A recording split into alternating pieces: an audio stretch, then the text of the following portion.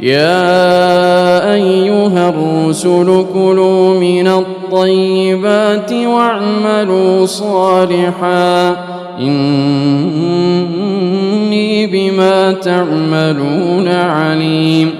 وإن هذه أمتكم أمة واحدة وأنا ربكم فاتقون.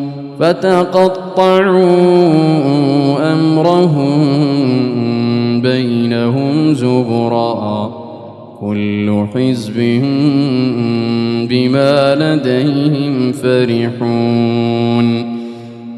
فذرهم في غمرتهم حتى حين.